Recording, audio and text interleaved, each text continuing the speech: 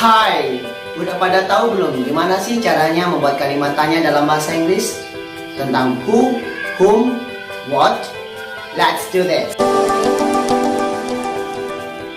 Jadi, cara membuat kalimat tanya dalam bahasa Inggris itu tidaklah terlalu payah bila learners memahami konsepnya. Yang perlu learners pahami adalah dalam kalimat itu dia yang ditanyakan subjek atau objek. Contohnya kalimatnya seperti ini. Siapa yang kamu temui? Itu menanyakan subjek atau objek. Lalu bagaimana dengan pertanyaan ini? Siapa yang menemui kamu? Subjek atau objek? Nah, di dalam bahasa Inggris apabila menanyakan subjek kita menggunakan question word who. Ingat ya, tulisannya W-H-O. Kita nggak bacanya who tapi who.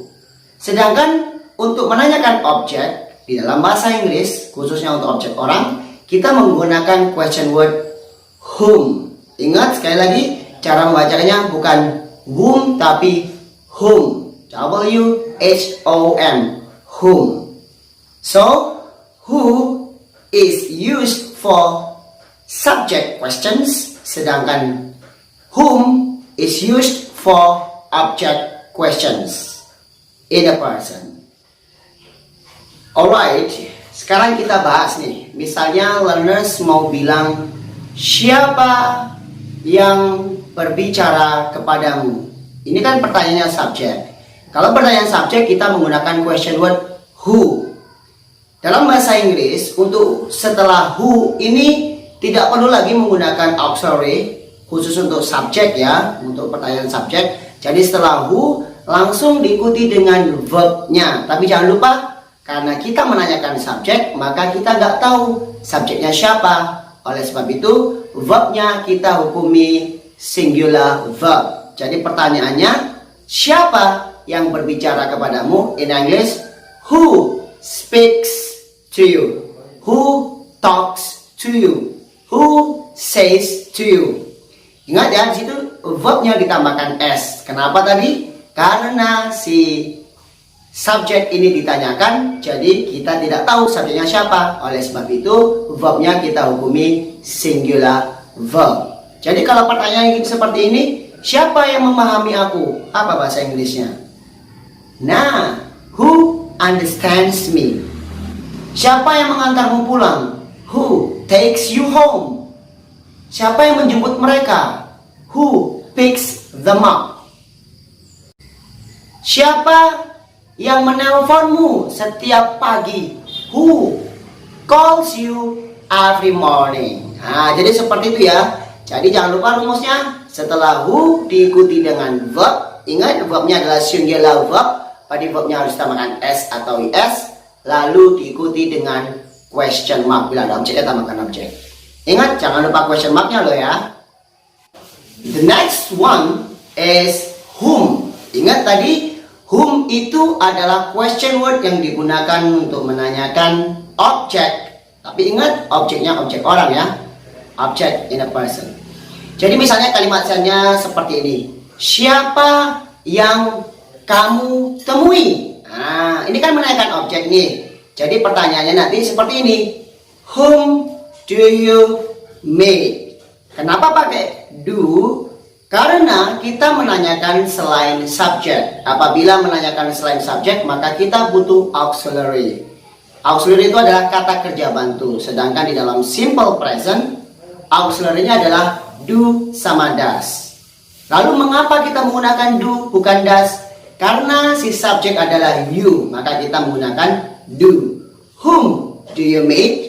Nanti kalau misalnya subjeknya saya ganti. Siapa yang mereka temui? Whom do they meet? Kita ganti dengan misalnya Jono. Tadi whom does Jono meet? Ingat ya, kenapa pakai does? Karena subjeknya adalah Jono. Dan learners harus ingat, apabila sudah menggunakan does, maka verbnya tidak perlu ditambahkan is lagi ya, ataupun s. Jadi whom does Jono meet? Pertanyaan selanjutnya, siapa yang kita tunggu?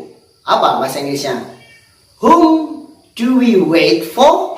Nah, Siapa yang mereka lihat? Whom do they look at? Whom do they watch?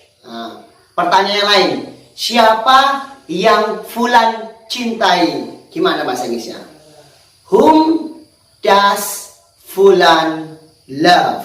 Nah, jadi kita simpulkan apabila menanyakan apabila menanyakan object in a person, kita menggunakan whom. Setelah whom diikuti dengan auxiliary do atau does, yang mana do atau does-nya ini mengikuti subjek ya. Whom, do atau does, ditambah lagi dengan subjek, baru ditambahkan dengan verb. Ingat, verbnya adalah be infinitive, jadi tidak ada tambahan apapun. Murni verb 1 ya. Dan ingat, karena kita menanyakan objek, jangan pula ditulis lagi objeknya. Biasanya orang salahnya kayak gitu tuh.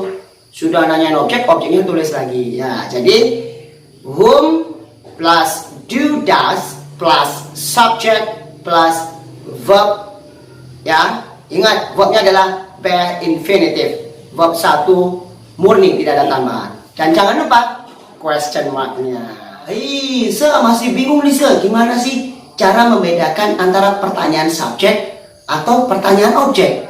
Jadi ini, kalau dalam bahasa Indonesianya setelah kata-kata siapa itu diikuti langsung dengan kata kerja, maka bisa dipastikan kalimatnya menanyakan subjek. Contohnya, siapa yang memahamimu? Lihat setelah kata siapa yang memahami kan kata kerja ini. Maka ini dapat kita pastikan pertanyaan yang menanyakan subjek.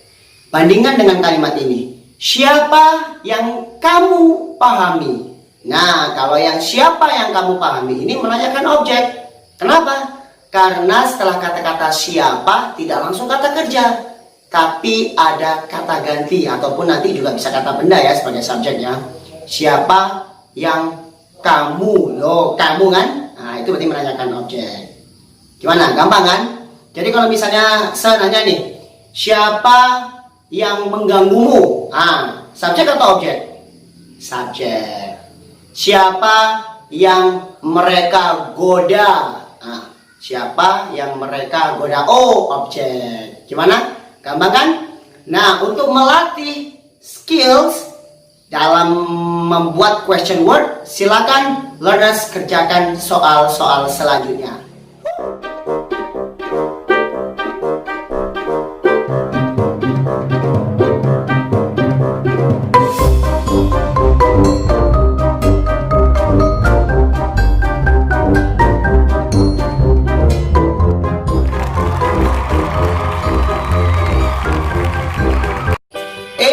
Tadi katanya mau diajarin yang buat.